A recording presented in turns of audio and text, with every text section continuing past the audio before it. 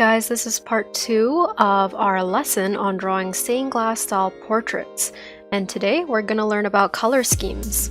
So in part 1, we learned how to draw anime portraits and we made the line art for this piece. So before we get started, we're going to learn a bit about the color wheel, and we're going to start with complementary colors. So complementary colors are colors that sit across from each other on the color wheel.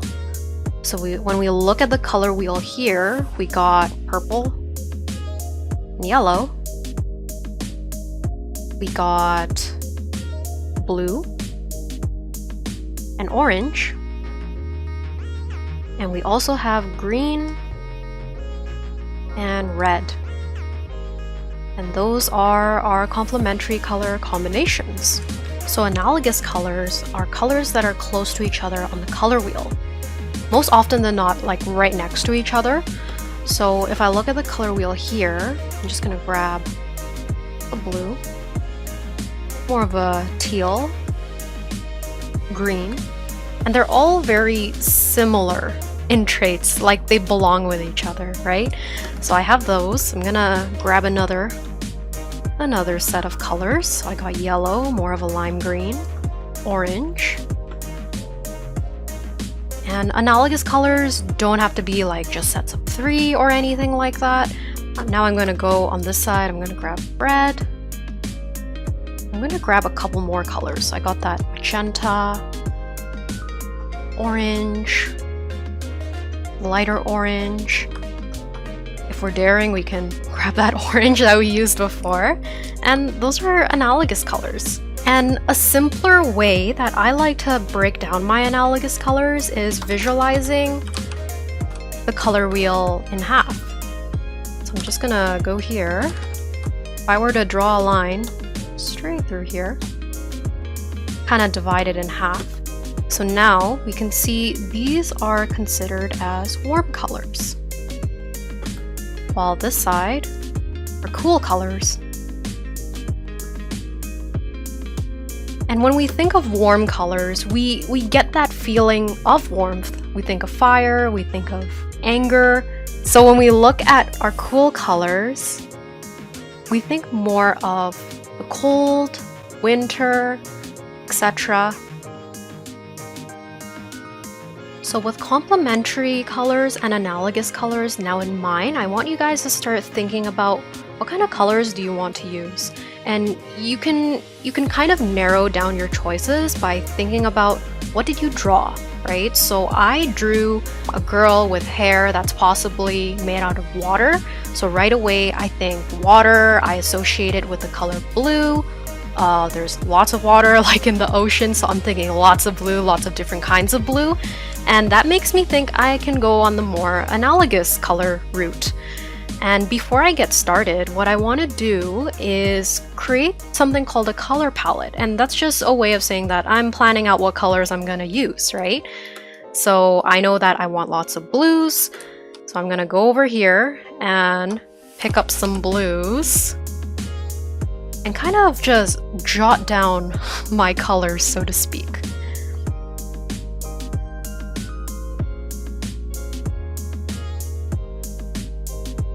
So I decided I didn't want to use that one.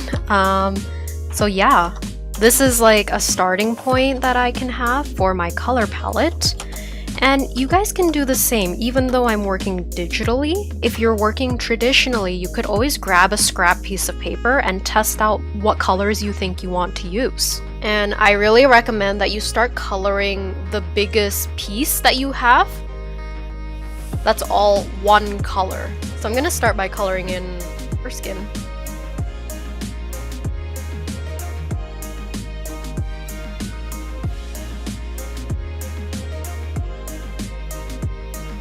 Because when you look at her hair on my drawing, it's all these fragmented pieces. They're all their own separate pieces, and there's a different technique I wanted to show you guys for that when you're choosing colors. But for one big piece that's just one color, you can get that done first.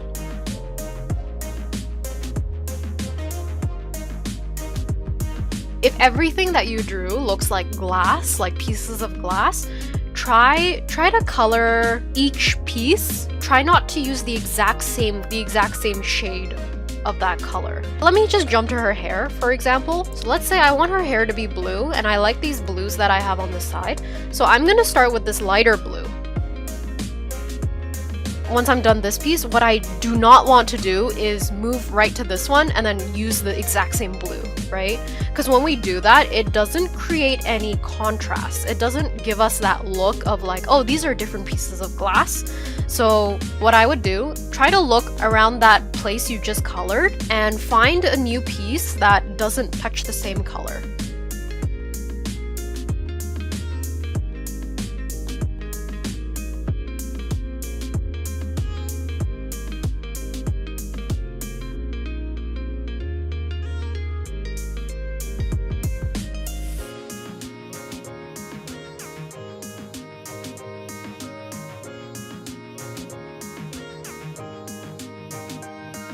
So as you guys are coloring, try to zoom, figuratively zoom out and look at your entire picture. See how it looks, because I was zoomed in for a while and I got confused. I was like, what is this? What is that? I started thinking her hair was part of the background, so just be careful. Keep it in mind to always take a minute, take a second to look at your entire picture and see how it looks so far. I finished the first blue that I was using, so I'm gonna change my blue to a more warm blue, aka teal turquoise. So remember, I have this color palette up here that I started with. So now I'm gonna continue coloring in the hair.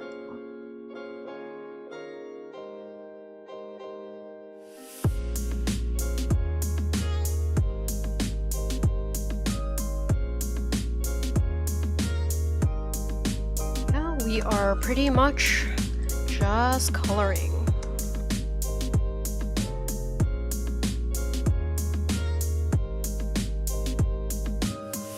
Oops. Yeah. I'm starting to get certain areas in my drawing where I'm getting a lot of the same colors next to each other, so I'm gonna switch over to another blue. Feel free to add more colors than your original color palette, because like I said, if you want to use a certain color and you're like, I'm not sure how it looks, just test it on your scrap piece of paper.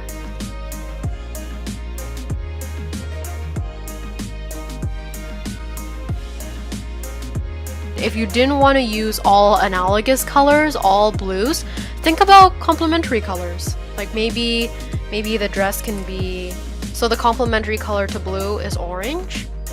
So maybe you could do a mixture of oranges. Even reds would work, honestly. For the background, what I would recommend for that is try to use a lighter shade, because you don't want the background to overpower what is in the front.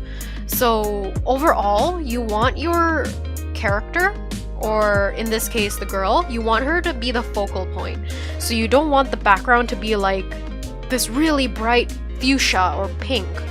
Let me give an example. So I don't want the background to be like this really loud dark purple, right? Because when we look at that, it's really strong and it really takes over the drawing. Like all we can look at is, oh wow, look at that background.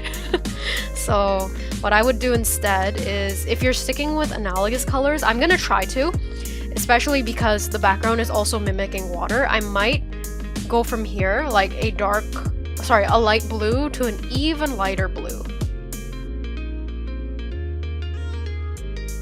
So here, I'm just finishing up all of the hair. I'm trying to finish one section before I move on to the next.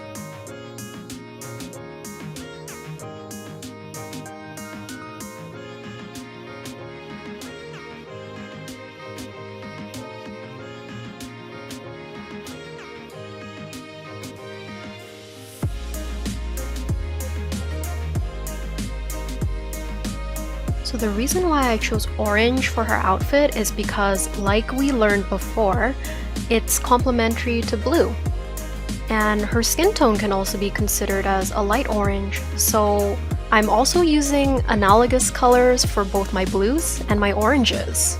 And out of all of the complementary colors, blue and orange is probably the most visually appealing combination. Since I'm working digitally, I have a lot of shortcuts at my disposal. So I do use a lot of the hue saturation tool. That's Control U for any digital artists out there. And I use it a lot to lighten and darken my colors, as well as the saturation really quickly. But if you're working traditionally, you may not have that many variations of one color, so you could blend different colors together to create different hues. For example, you could blend blue with teal or medium blue with purple, and that way you'll have a larger variety of those colors. So if you're working traditionally, it's a good idea to step back every once in a while to see if there's anything you'd like to adjust color-wise. Most colored pencils will allow you to erase just enough to tweak the color or lighten an area. Like you can see what I'm doing here, I'm lightening that shadow under her neck. And right now I'm just adjusting my colors and my lines. I feel that the lines are a little too stark just to have black line art. So just a tip, if you want your line art to feel less harsh and in your face, you can try making them blue, brown, or another alternative that matches your color choices. So once you have everything done, if you know how to scan in your artwork, like onto the computer, you could add a glass texture if you know how to put your picture into a drawing program. So all I did was I took this glass texture, I copied and pasted it into my drawing. And once I apply this glass texture, it looks like glass. And the way that I put in the glass texture is just putting it on overlay. That's a little digital tidbit for you guys there. I could go even one step further and add like a shine to the glass, and that's just adding a strip of white and then blur it out.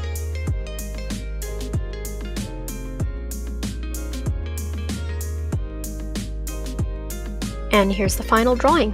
Thanks for watching! If you liked this video, please give it a thumbs up and share it with a fellow art nerd or a teacher. If you really liked it and enjoy free quality art education, subscribe!